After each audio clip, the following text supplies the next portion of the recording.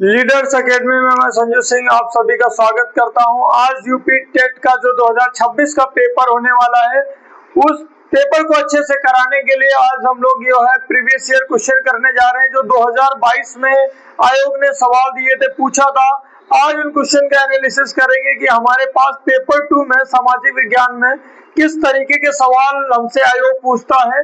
तो आज हम लोग इन क्वेश्चन को देखेंगे और इस श्रृंखला को कोई भी मिस नहीं करिएगा, क्योंकि इसमें जानते हैं यूपी टेट का जो एग्जाम होता है उसमें प्रीवियस ईयर क्वेश्चन का एक बहुत ही इम्पोर्टेंट रोल होता है। इसलिए आप सबसे एक रिक्वेस्ट है कि आप सब लोग जब भी एग्जाम देने जाइएगा 2 या 3 जुलाई को जो लगा है आपका, उसमें क्या है कि आप लोग प्रीवियस ईयर क्वेश्चन को जरूर पहले करके जाएं। ठीक है, आज हम लोग प्रीवियस ईयर क्वेश्चन देखेंगे जिसमें 60 प्रश्न है, बायलिंगुअल है, हिंदी इंग्लिश दोनों के लिए है। और हम लोग क्या है इस पार्ट को करेंगे, देखेंगे किस तरीके से आयोग ने सवाल पूछा था। तो शुरू करेंगे इसी के साथ कुछ दो बातें बोल करके आप लोगों के लिए कि मंजिल उन्हीं को मिलती है जिनके सपनों में जान होती है और पंखों से कुछ नहीं होता, हौसलों से उड़ान होती है। चलिए, उड़ान भरने का समय आ गया है और ये महीना भर जो हमारे पास समय रह गया है, जो भी समय है हमारे पास, इस समय को लगाते हैं और अपनी तैयारी को और मजबूत बनाते हैं। चलिए, इसी विश्वास के साथ बढ़ा जाए आगे। मैं लीडर्स एकेडमी में आप सभी लोगों को इस पेपर में आगे लेके चल रहा हूँ। देखिए जरा क्या आया सवाल हमारे पास। पहला सवाल जो पूछा गया वो ये था कि दीन इलाही की स्थापना किसने की। तो सभी लोगों को उत्तर आना चाहिए, दीन इलाही की स्थापना किसने की। तो अकबर, हुमायूं, शेरशाह सूरी और मोहम्मद गजनी। तो इसका सही आंसर क्या होगा? Akbar is the right answer. दीन इलाही की है भाई साहब। ओके, तो हम लोग दूसरा क्वेश्चन, तो भी पहला क्वेश्चन देखेंगे क्या है, दीन इलाही की स्थापना किसने की। तो इसका सही उत्तर क्या होगा हमारे पास? इसका सही उत्तर क्या है? दीन इलाही की स्थापना अकबर ने करी। दूसरा सवाल की हम आगे तरफ पढ़ेंगे। दूसरा सवाल क्या है हमारे पास, ये आप लोग जिनको कंफर्टेबल इंग्लिश में वो इंग्लिश का पढ़ लीजिएगा, जिसको हिंदी में कंफर्टेबल है वो हिंदी में कंप्लीट कर लीजिएगा। ये हेनसांग जो है किसके शासन काल में भारत आया? During whose reign Hiuen Tsang visit India. तो ये किसके समय में भारत में आया? तो इसका आंसर देखिएगा, ऑप्शन क्या है? पहले हर्षवर्धन है, चंद्रगुप्त है और चंद्रगुप्त 2, स्कंदगुप्त या समुद्रगुप्त। इसका सही आंसर क्या होगा? ये हर्षवर्धन के काल में आया था इंडिया में। इसका आंसर है ह्वेनसांग का जो है राइट आंसर होगा। ये क्या होगा? हर्षवर्धन के काल में ये भारत आया। दूसरे सवाल की तरफ बढ़ेंगे। ये हमारे पास 93 क्वेश्चन नंबर है। 93 क्वेश्चन नंबर में क्या बोला गया? Which among the following emperors is called कलंदर? कलंदर के नाम से जो है किस शासक को या बादशाह को जाना जाता था? इसका ऑप्शन जरा पढ़िए, अकबर, हुमायूं, शाहजहां या फिर बाबर। तो सही आंसर इसका क्या रहेगा? सब लोग जानते हो कहाँ है कलंदर? ये अफगानिस्तान की तरफ। तो इसको क्या है? कलंदर के नाम से इसको जाना जाता है, बाबर को जाना जाता है। ठीक है, आगे बढ़ेंगे, दूसरे सवाल पे आएंगे। क्वेश्चन नंबर 94 क्वेश्चन नंबर क्या कहता है? बंगाल का विभाजन जो है, ये बंगाल का विभाजन जो है किसके गवर्नर जनरल कौन था? जब बंगाल का ये विभाजन हुआ उस समय गवर्नर जनरल कौन था? तो governor general who partition Bengal was. इसका आंसर पढ़ेंगे, देखेंगे क्या ऑप्शन है, मिंटू और ये कैनिंग, मेयो या फिर कर्जन। तो सभी लोग जानते हैं 1905 का बंगाल विभाजन, ये 1905 का बंगाल विभाजन जो कि किसके टाइम में हुआ? कर्जन उस समय हमारे इंडिया में क्या था? गवर्नर जनरल था। ठीक है, नए सवाल की तरफ बढ़ जाएंगे। Question number 95। ये क्वेश्चन नंबर 95 क्या बोलता है कि कुंवर सिंह किस राज्य के जमींदार थे? तो कुंवर सिंह वाज अ जमींदार ऑफ विच स्टेट? तो जैसा कि आप नाम देख रहे कुंवर सिंह, तो यहाँ पर ये ऑप्शन में क्या? अवध, जगदीशपुर, बिदूर और बैरकपुर। इसका सही आंसर है option number 2, Jagdishpur is the right answer. तो कुंवर सिंह कहां से बिलोंग करते हैं? जगदीशपुर से। सही आंसर होगा जगदीशपुर। तो क्वेश्चन देखिएगा, आप एनालिसिस करिए कि क्वेश्चन हमसे किस तरीके के पूछा जा सकता है, और बहुत सारे क्वेश्चन क्या होते हैं इस पर रिपीट होते हैं, इस बात का विशेष ध्यान रखिएगा। और अभी हम लोग देखेंगे क्या है कि टेम्परेचर इन्वर्जन का क्या मतलब होता है, मतलब तापमान विलोमता का क्या अर्थ होता है। तो इसमें देखेंगे तापमान विलोमता का अर्थ क्या है, ऊंचाई बढ़ने के साथ स्थिर तापक्रम नहीं होता है, ये भी गलत है। बढ़ती ऊंचाई के साथ बढ़ता तापक्रम, या बढ़ती ऊंचाई के साथ अस्थिर तापक्रम, या फिर बढ़ती ऊंचाई के साथ घटता तापक्रम।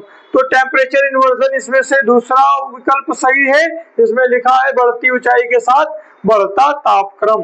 ठीक है, हम लोग आगे बढ़ेंगे फिर अगले क्वेश्चन की तरफ। क्वेश्चन नंबर 97, और ये 97 क्वेश्चन में देखेंगे क्या लिखा है।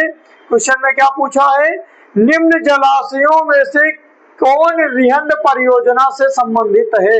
तो रिहंद परियोजना की बात करेंगे, विच of the following reservoirs associated with the Rihand project.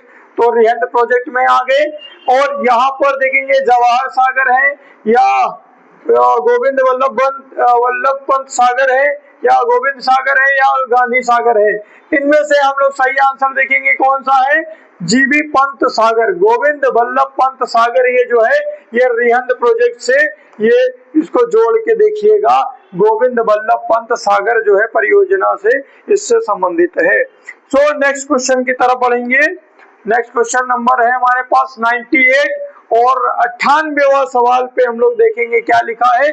Shipki La जो है किस लिए, जो फेमस माउंटेन पास है वो कहाँ है। सिपकिला प्रसिद्ध पर्वतीय दर्रा है, कहाँ पर स्थित है इसके बारे में जानकारी लेंगे। सिक्किम में है, या उत्तराखंड में है, या हिमाचल में है, या जम्मू और कश्मीर में है। सही इसका आंसर क्या होगा, सिपकिला जो है हिमाचल प्रदेश में है, तो इसका सही उत्तर क्या होगा, हिमाचल प्रदेश। ये इसका सही उत्तर है, हिमाचल प्रदेश। ठीक है, सही उत्तर है हिमाचल प्रदेश। नए सवाल की तरफ बढ़ेंगे। 98 क्वेश्चन हो गया, 99 पे हम आ गए। 99वां सवाल क्या कहता है जरा देखा जाए। सामाजिक अध्ययन के अध्यापक को विषय वस्तु के साथ साथ ज्ञान होना चाहिए। विषय वस्तु के साथ किस चीज का ज्ञान होना चाहिए, इस बार इंग्लिश में पढ़ लीजिए। A social studies teacher should have knowledge of subject content along with, किसके साथ ये चीज होनी चाहिए, लेकिन और भी एक चीज होनी चाहिए इसमें से, वो कौन सी चीज है जो होनी चाहिए जरा देखा जाए। टीचिंग टेक्नोलॉजी, मतलब शिक्षण तकनीक का, या फिर शिक्षण विधियों का, या इनमें से कोई नहीं, या शिक्षा के उद्देश्यों का।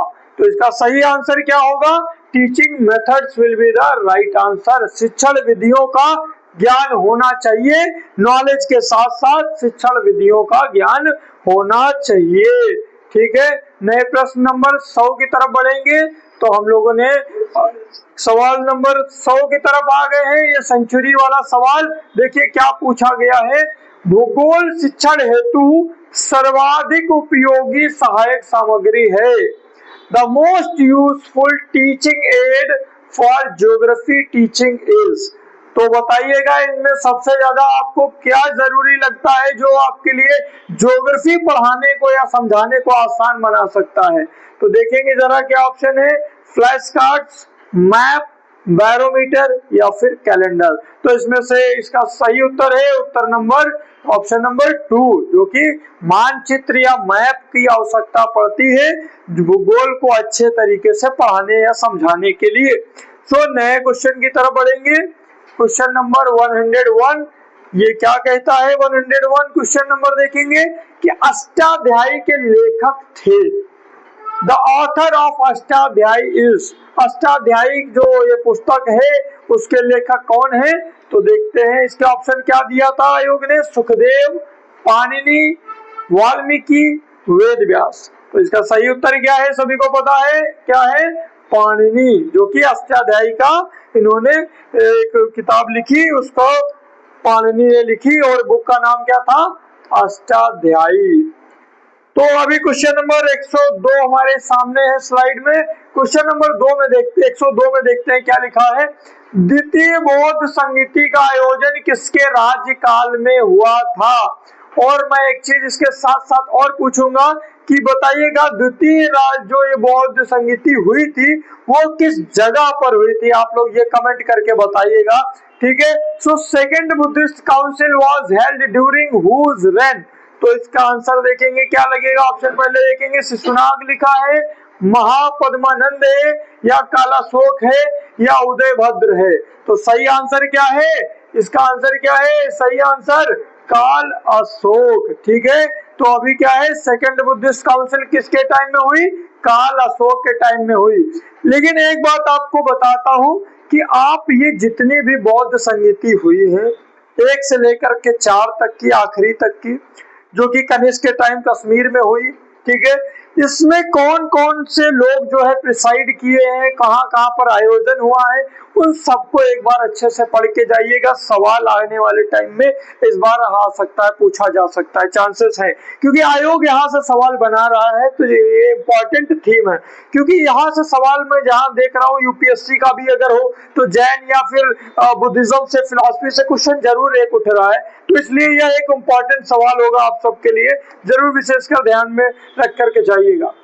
नाउ अभी क्वेश्चन नंबर 103 पे आ गए हैं हम लोग। 103 नंबर का क्वेश्चन क्या कहता है, अकबर ने इबादत खाना का निर्माण करवाया था और कहाँ करवाया था ये बताया है, ये जगह दी गई है। इबादत, अकबर बिल्ट इबादत खाना एट, दिल्ली में बनवाया या फतेहपुर सीकरी बनवाया या सिकंदरा में बनाया या फिर आगरा में बनाया। सब लोग जानते हैं अकबर ने एक ऐसा जो है शहर बनाया और उसका नाम रखा था फतेहपुर सीकरी, और ये इबादत खाना जो है फतेहपुर सीकरी में ये बनवाया था अकबर ने, इस बात को याद रखिएगा। ठीक है, अभी क्वेश्चन नंबर हम 104 में आ गए हैं। क्वेश्चन नंबर 104 क्या कहता है, आर्य समाज की स्थापना हुई थी।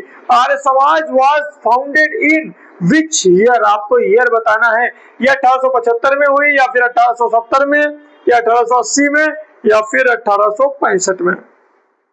इसका सही उत्तर है 1875 में हुई, और इसकी जो स्थापना करी थी वो किसने करी थी, आपको अगर याद हो क्या नाम है इसका, किसी को याद है इसका आंसर, कमेंट में बताइएगा इसका आंसर क्या है। आर्य समाज की स्थापना किसने करी थी, ठीक है स्वामी, आपको याद होना चाहिए, आपको ये आंसर किसने करी थी, इसका कमेंट में आंसर दीजिएगा।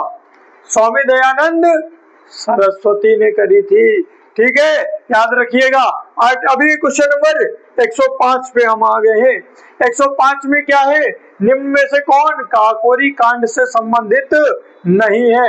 ये काकोरी कांड कहाँ हुआ, ये लखनऊ से करीब थोड़ी दूरी पर, ये जो 15-20 किलोमीटर की दूरी पर वही ये स्थित है जगह जहां पर ये ट्रेन को लूटा गया। ये काकोरी कांड जो है, यहाँ पर काकोरी शहीद स्मृति उद्यान भी बनाया गया।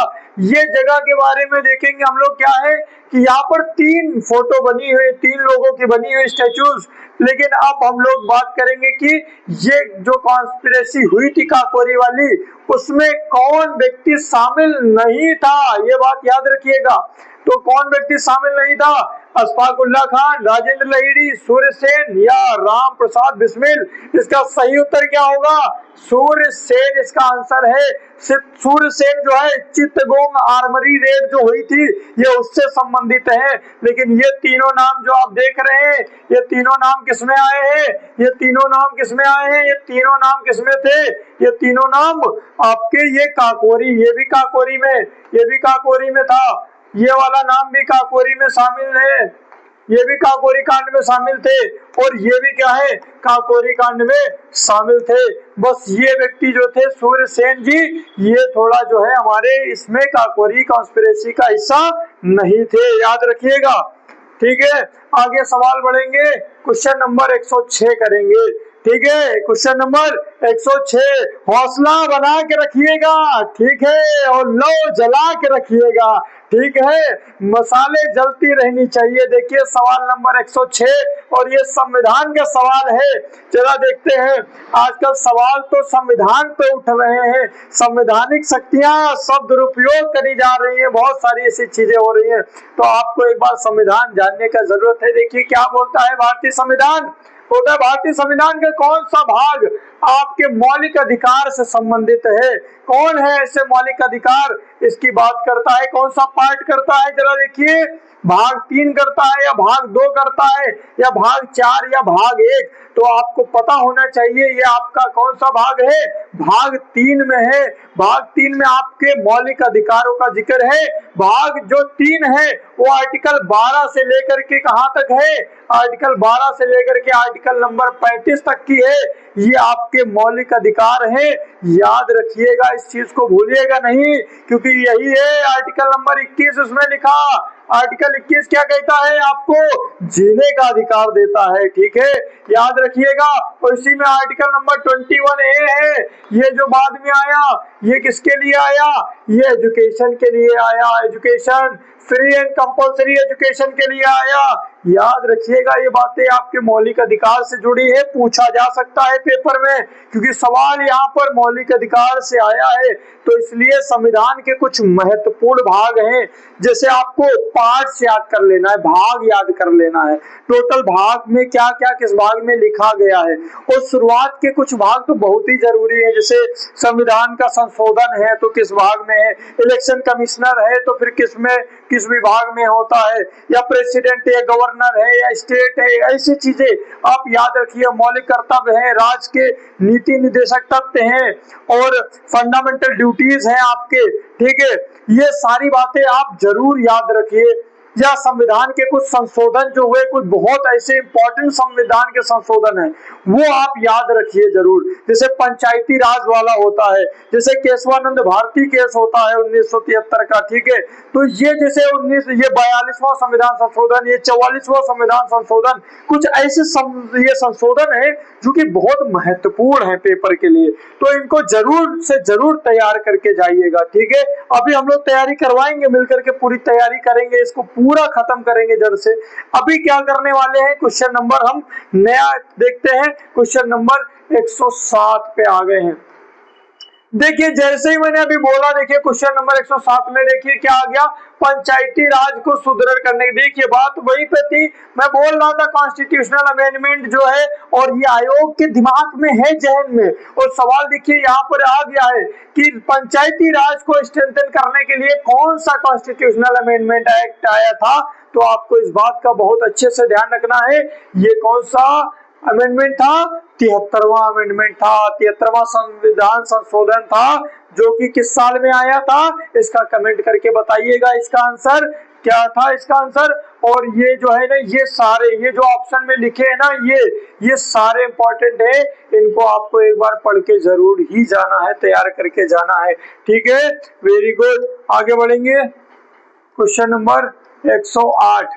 अभी हम इन सवालों से देख रहे हैं कि हमारे पास सवाल किस तरीके के आ रहे हैं। अभी यहाँ पर हम एक्सप्लेन करने लगेंगे, पूरा एक्सप्लेनेशन हो जाएगा, तो ये लेक्चर बहुत बड़ा हो जाएगा। और पीवाईक्यू का जो मेन कंसेप्ट है कि हमें थीम देखना है, क्या आयोग के मन में है, किस तरीके से सवाल आ रहे हैं, किस टॉपिक से सवाल आना पूछ रहा है आयोग, ताकि फिर उसको अलग से लेकर के हम पूरा उसको विस्तार से पूरा अच्छे से कंप्लीट कर सकेंगे। इसलिए क्या है, अभी यहाँ पर बस बहुत हल्की हल्की इंफॉर्मेशन के साथ और ये क्वेश्चंस आपको, ताकि आपके दिमाग में ये बैठ जाए कि एक्चुअल में टॉपिक यहाँ से हमारे पेपर में आने वाले हैं, ठीक है। चलिए इस एग्जाम को डिकोड करते हैं। The headquarter of international court of justice, अभी क्या बोले कि अंतरराष्ट्रीय न्यायालय का मुख्यालय कहाँ स्थित है। तो अंतरराष्ट्रीय जो है न्यायालय का मुख्यालय कहाँ स्थित है, देखते हैं। The Hague, London, Paris, New York. सभी लोगों को पता होना चाहिए इसका जो है हेडक्वार्टर कहाँ है, द हेग में है।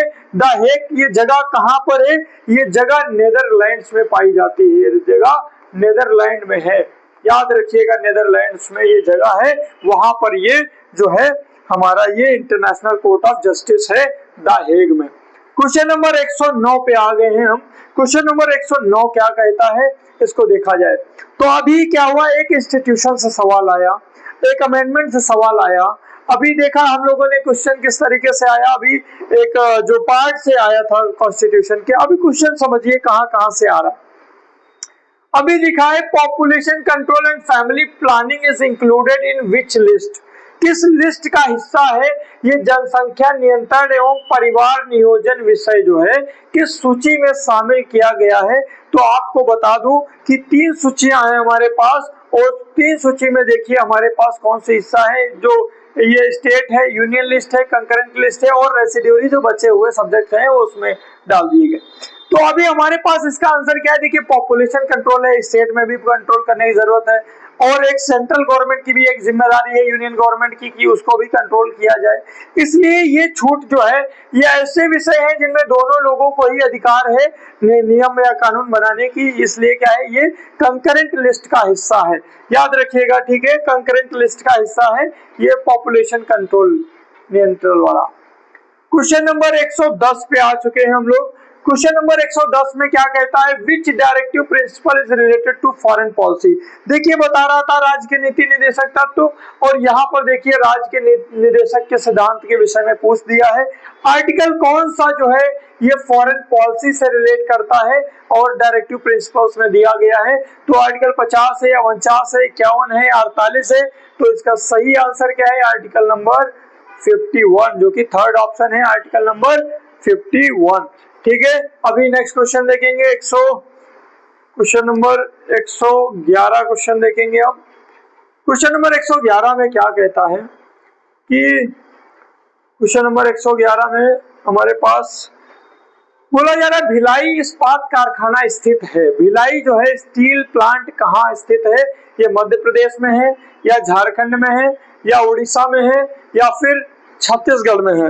इसका आंसर क्या है, सभी लोग कमेंट करके बताएंगे जल्दी से। इसका आंसर क्या है, Bhilai steel plant is located in Madhya Pradesh, Jharkhand, Orissa या छत्तीसगढ़। इसका सही उत्तर क्या होगा, Chhattisgarh is the right answer. ठीक है, आगे बढ़ेंगे। ये देखिए एक बार फिर से कि यहाँ पर स्टील प्लांट से क्वेश्चन आ गया है। ज्योग्राफिकली जो यहाँ पर कुछ भी कारखाने या उद्योग लगे हैं जो कि हमारे देश के लिए बहुत इंपॉर्टेंट है, तो जैसे बोकारो हो गया या भिलाई हो गया, ये जमशेदपुर या स्टील प्लांट, जो भी कुछ ऐसे लगे हुए हैं जो बहुत ही इंपॉर्टेंट है, उनको क्या है आप लोगों को एक बार जरूर देख के जाना पड़ेगा। इस क्वेश्चन के देखने के बाद ऐसा पता लग रहा है। ठीक है, अभी हम लोग इसको आगे देखेंगे, क्वेश्चन को करेंगे। क्वेश्चन नंबर 112, क्वेश्चन नंबर 112 क्या कहता है, which of the following is an example of sedimentary rock. Sedimentary rock जो है ये अवसादी सैल का जो है उदाहरण है। कौन सी जो है अवसादी सैल का उदाहरण है, तो अवसादी सैल आया है तो यहाँ पर सेल लगा है, इसी का आंसर क्या है, सेल हो जाएगा। आगे बढ़ेंगे, ठीक है।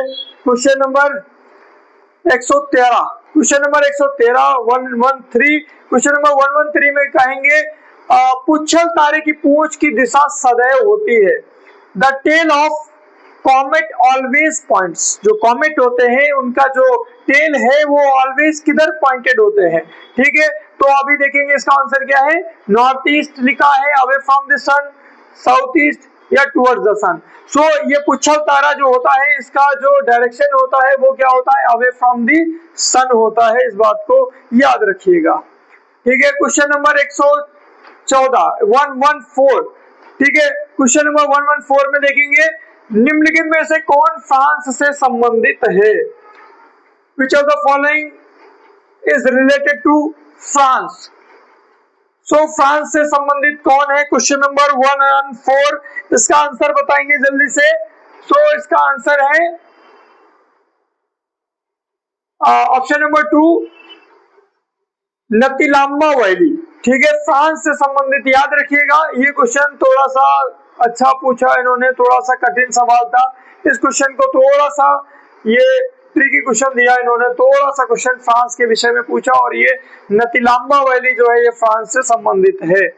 थोड़ा ये वर्ल्ड ज्योग्राफी से सवाल आया, वो वर्ल्ड ज्योग्राफी का थोड़ा सा कठिन सवाल बोलेंगे, क्योंकि ऐसे क्वेश्चन जब आ जाते हैं तो वो आपको सही करना बहुत कठिन हो जाता है, बहुत ज्यादा सिलेबस पढ़ना पड़ेगा वर्ल्ड ज्योग्राफी का, तब जाके ऐसे सवाल लगते हैं। तो एक दो क्वेश्चन होंगे तो छोड़ भी सकते हैं, लेकिन देखेंगे किस तरीके के क्वेश्चन आ रहे हैं। लेकिन जो जो ये पीवाईक्यू है ना, पीवाईक्यू को पढ़ के जाना, पीवाईक्यू से ही आ सकता है पूरा पेपर का। ठीक है, जो भी अगर वर्ल्ड ज्योग्राफी का कुछ भी अगर पूछता है तो मोस्ट ऑफ द थिंग्स वो कवर कर लेगा इसमें। ठीक है, सो अभी हम लोग देखते हैं कौन कौन से ऐसे पोर्शन है जो कि वर्ल्ड ज्योग्राफी के अब आ रहे हैं, और वो हमारे लिए ये प्रीवियस ईयर क्वेश्चन करने से ही वो तैयार हो जाएंगे। ठीक है, तो पहली चीज हो गई। दूसरी बात है नॉट अ ट्रॉपिकल डेजर्ट। कौन सा ऐसा रीजन है जो कि ट्रॉपिकल डेजर्ट की कैटेगरी में नहीं आता है, जैसे गोबी डेजर्ट है, अरेबिया है, कालाहारी है, अटाकामा है। सो आपका क्या लग रहा है, आपको क्या आंसर होना चाहिए? इसका सही उत्तर क्या है? गोबी डेजर्ट है, जो कि हमारा ये ट्रॉपिकल डेजर्ट नहीं है। ठीक है, क्वेश्चन नंबर नेक्स्ट बढ़ेंगे, क्वेश्चन नंबर 116। क्वेश्चन नंबर 116 अभी भी हमारे सामने क्वेश्चन आया है, which is the most suitable for showing, एक minute, showing proportional area of continents. एक बार हिंदी में पढ़ लेते हैं।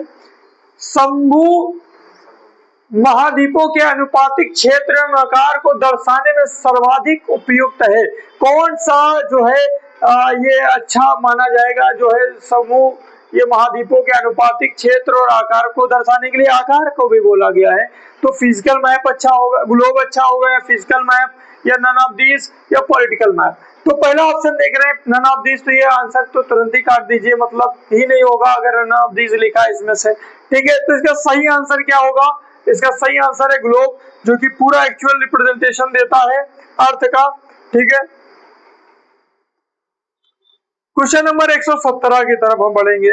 क्वेश्चन नंबर 17 क्या कहता है? भूगोल शिक्षण की उपयुक्त विधि है।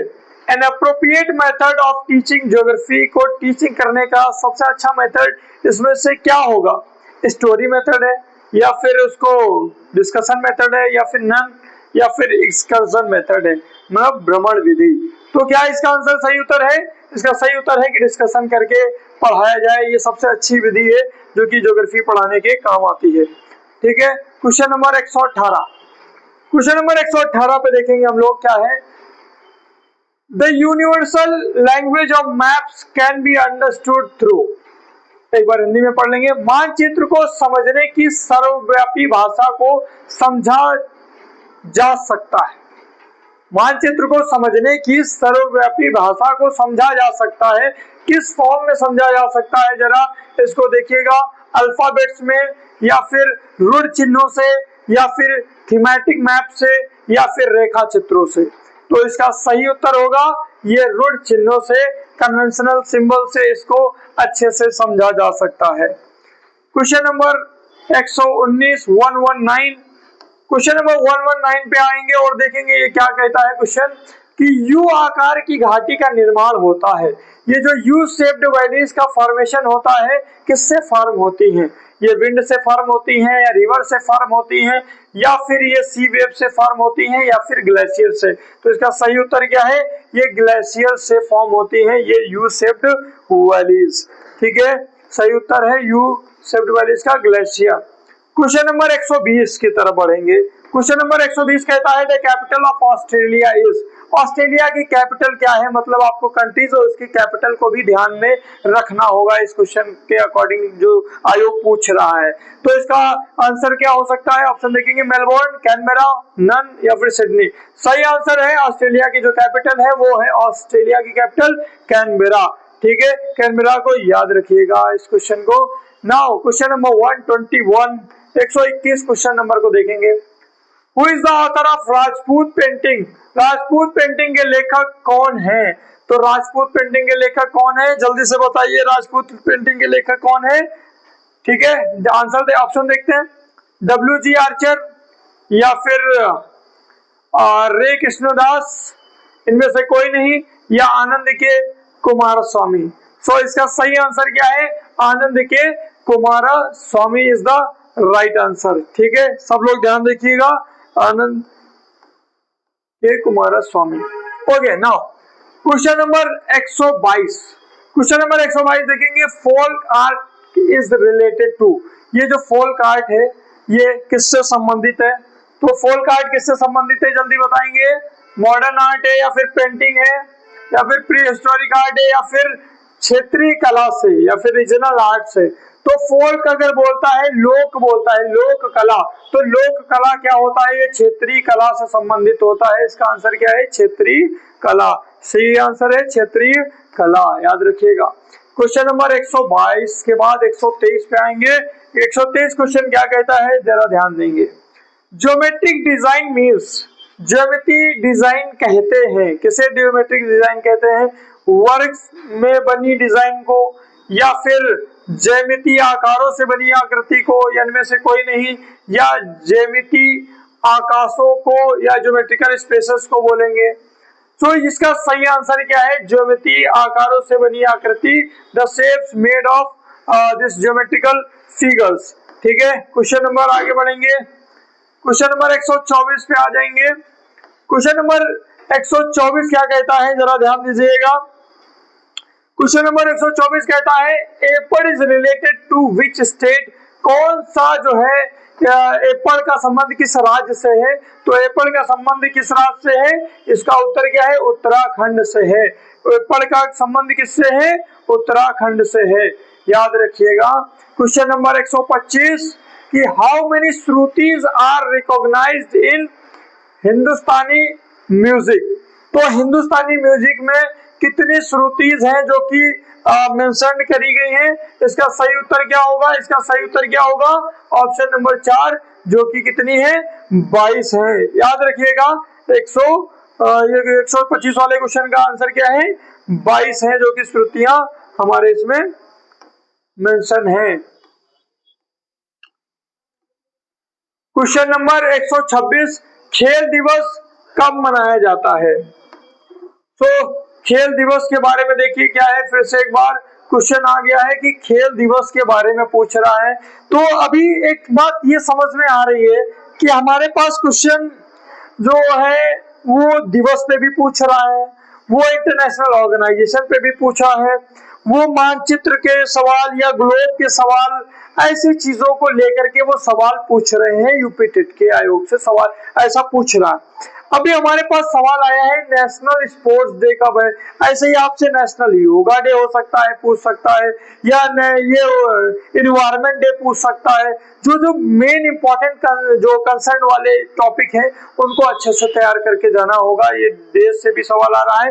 इसका सही आंसर क्या है? 29 अगस्त जो है नेशनल स्पोर्ट्स डे है, ये याद रखिएगा। क्वेश्चन नंबर 127, क्वेश्चन नंबर 127 में हम लोग देखते हैं क्या लिखा है। Question number 127, who is the author of योग दर्शन? योग के संबंध में प्रमुख ग्रंथ योग दर्शन के लेखक कौन है? योग से संबंधित आएगा तो यहाँ पर आपको महर्षि पतंजलि का नाम दिखाई देगा, जो कि इनके जनक माने जाते हैं, ये याद रखिएगा। ठीक है, क्वेश्चन नंबर 128, क्वेश्चन नंबर 128 में बोला जा रहा है कि ये जीन नामक प्रोटीन किस फसल से संबंधित है? सबको पता चल गया होगा, ये जीन नामक प्रोटीन जो है ये मक्का से संबंधित है, ये याद रखिएगा आप लोग सवाल को। जीन जो प्रोटीन है मक्का से संबंधित है। अभी हम लोग बात करेंगे कि ये जो क्वेश्चन नंबर 129 है, ये एक गाय की नस्ल से सवाल पूछा गया है कि गाय की नस्ल जो है ये कौन सी जो है ये नस्ल है। इसके बारे में आया कि गाय की कौन सी जो नस्ल है, दुकाजी उद्देश्य की है। कौन सी है दुकाजी जो है उद्देश्य किए गए? भाई सिंधी है, जर्सी है, या धार पकड़ है, या गीर है? इसका सही आंसर क्या है?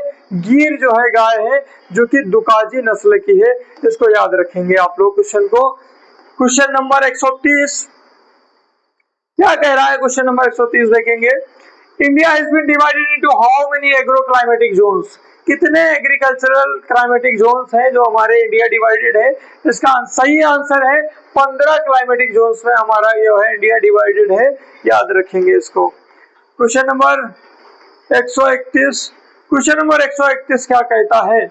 ये बहुत अच्छा है कि केसर प्राप्त किया जाता है, सैफरॉन इज ऑब्टेन्ड फ्रॉम, कहां से ऑब्टेन करते हैं आप केसर को? ये पुष्प वर्तिका से, या पत्ती से, या बाह्य दलपुंज से, या फिर कलिका से? तो इसका सही आंसर है पुष्प वर्तिका से जो है ये केसर प्राप्त किया जाता है। ठीक है, याद रखिएगा केसर जो है कहां से? फ्लावर स्टिग्मा से। क्वेश्चन नंबर 122, क्वेश्चन नंबर 122 कहता है how many ribs are there in human body? मानव शरीर में कुल कितनी पसलियां होती हैं? तो मानव शरीर में कुल कितनी पसलियां होती हैं? सही उत्तर है 24। इसका सही उत्तर है 24, याद रखिएगा। क्वेश्चन नंबर 133 की बात करेंगे। क्वेश्चन नंबर 133 कहता है टीएबी का टीका किस रोग से बचाव कराता है?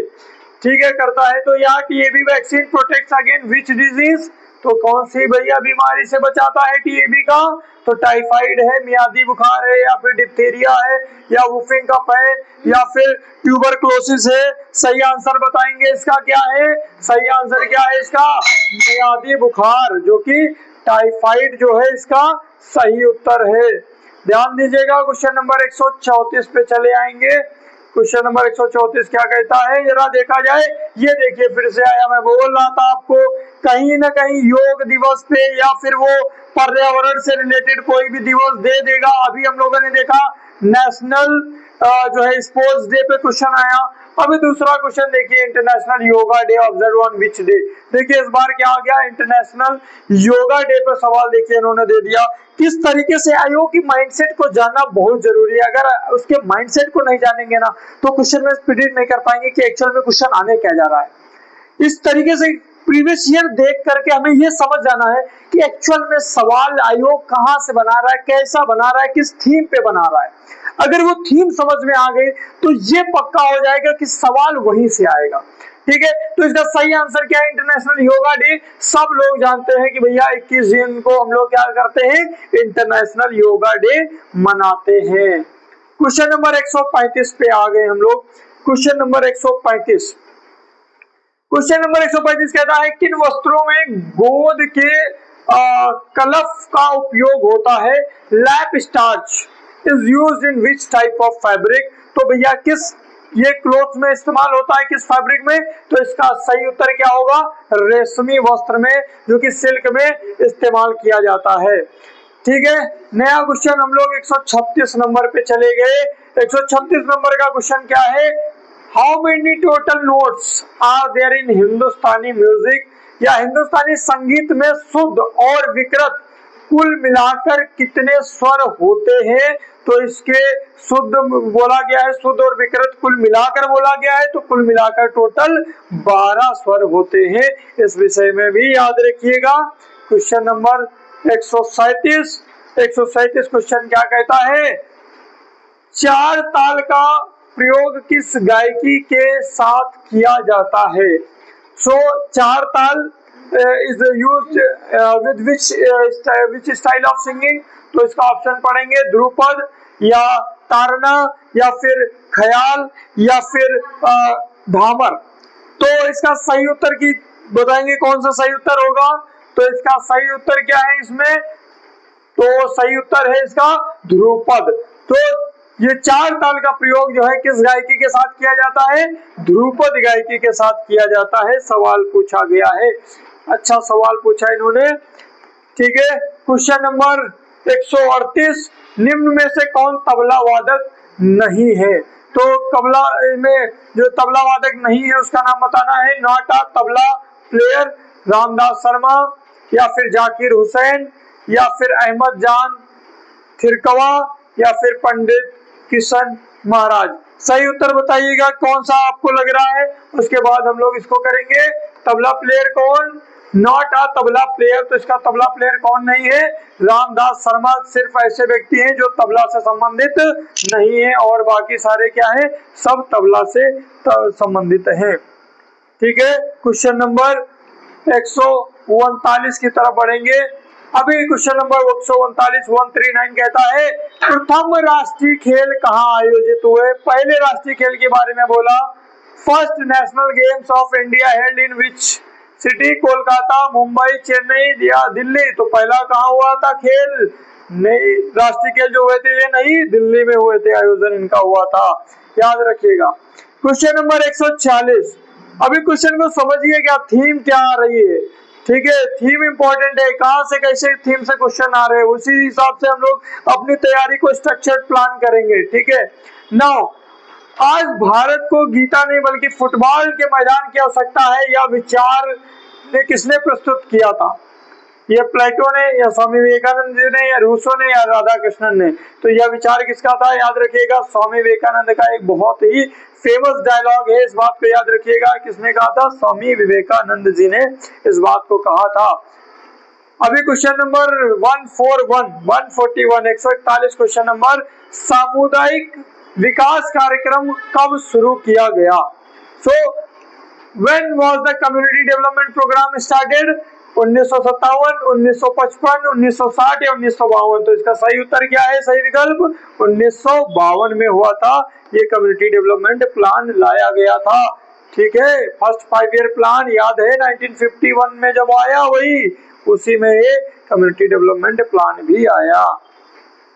ठीक है, क्वेश्चन नंबर 142। अभी देखिए, मैं आपको बात कर रहा था कि कुछ ऐसे इंपॉर्टेंट बेसिक स्ट्रक्चर्स जो कॉन्स्टिट्यूशन का है, किस अमेंडमेंट में आया, कौन सा केस था।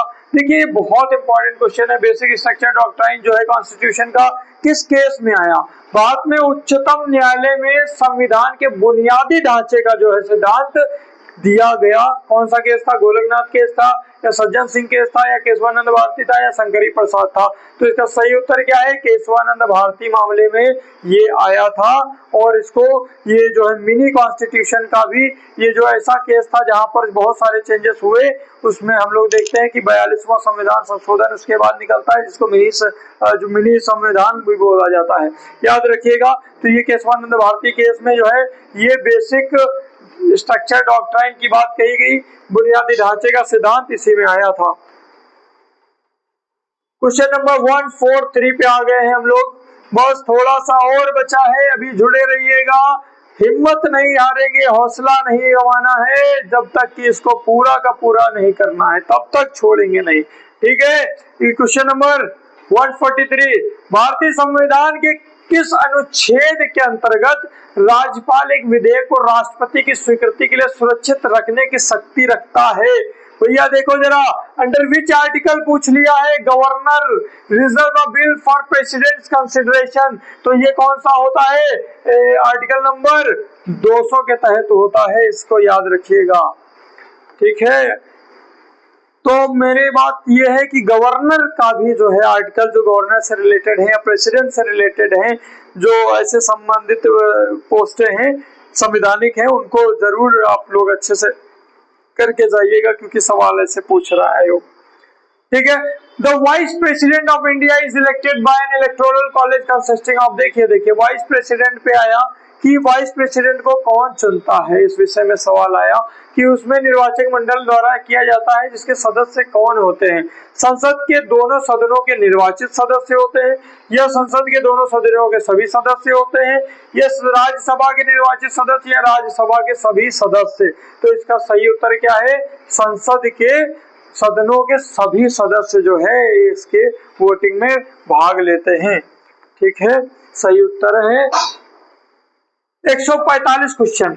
क्या बोला जा रहा है? कौन सा देश दक्षेस का सदस्य नहीं है? तो दक्षेस का सदस्य नहीं है, not a member of SAARC country, जो है कौन सी ऐसी कंट्री जो सार्क जो है समुदाय का हिस्सा नहीं है? तो इसका सही उत्तर होगा जापान, जो है ये हमारा सार्क कंट्री का हिस्सा नहीं है। क्वेश्चन नंबर 146 जो है केंद्रिक बीज की संतति है, इसका देखेंगे क्या है? Nucleus seed is the progeny of, nucleus seed is the progeny of. इसका सही उत्तर देखेंगे, पहले क्या ऑप्शन दिया है? प्रमाणित बीज है, जिसको बोलते हैं सर्टिफाइड बीज, या आधारी बीज, या फिर पंजीकृत बीज, या फिर प्रजनक बीज।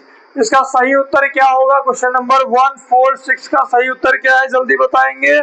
146 का nucleus seed is the progeny of प्रजनक सीड, जो कि ब्रीडर सीड का आंसर है। क्वेश्चन नंबर 147, केंद्रीय औषधि एवं सुगंध पौधा संस्थान स्थित है?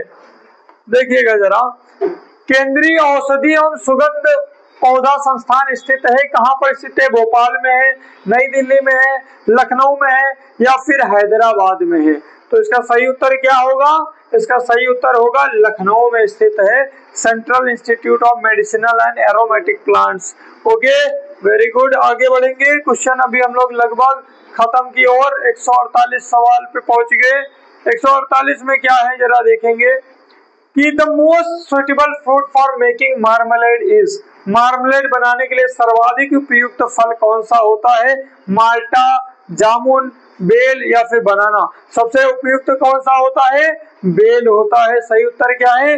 बेल है इसका आंसर। क्वेश्चन नंबर 149 और यहाँ पर क्या बोला जा रहा है? Central food technological research institute, जो कि हमारा क्या है? Central food technological research institute CFTRI is situated in. केंद्रीय खाद्य प्रौद्योगिकी अनुसंधान संस्थान स्थित है। ये कहाँ पर स्थित है?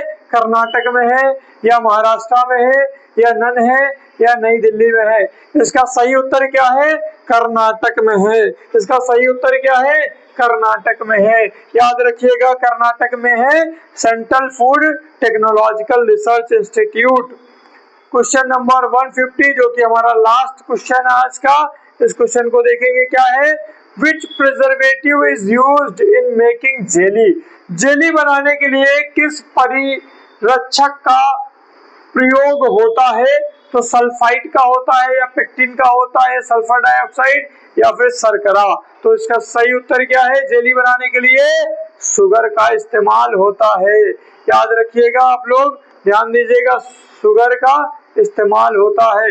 ये रहे आपके सारे आंसर्स। आप लोग देख सकते हैं इसके क्वेश्चन को कि सारे आंसर्स देखिए आप लोगों के सामने हैं। जो जो क्वेश्चंस करे हम लोगों ने, ये सारे आंसर्स आप देख सकते हैं एक बार किस तरीके से सारे क्वेश्चंस हम लोगों ने किया। एक एक करके सारे सवाल हम लोगों ने करे और फिर ये आखिरी में thank you so much class. और इस तरीके से यूपी टेट 2026 के लिए अगले जो कुछ पोर्शंस हैं, हिंदी है, इंग्लिश है, CDP है या फिर ये सोशल साइंस है या मैथ्स है, साइंस है, ये सारा पोर्शन आने वाले टाइम में हम एक एक करके देखेंगे। हमसे जुड़े रहिए, इस चैनल से जुड़े रहिए, लाइक करिए, सब्सक्राइब करिए और आगे इस चैनल को और बढ़ाइए, शेयर करिए। और अभी हम लोगों ने क्या है, ये नया रिसेंटली शुरुआत करी है इस चीज की और आने वाले टाइम में और बेहतर चीजें हम लोग करेंगे। आप लोगों का बहुत बहुत धन्यवाद हमारा ये वीडियो देखने के लिए।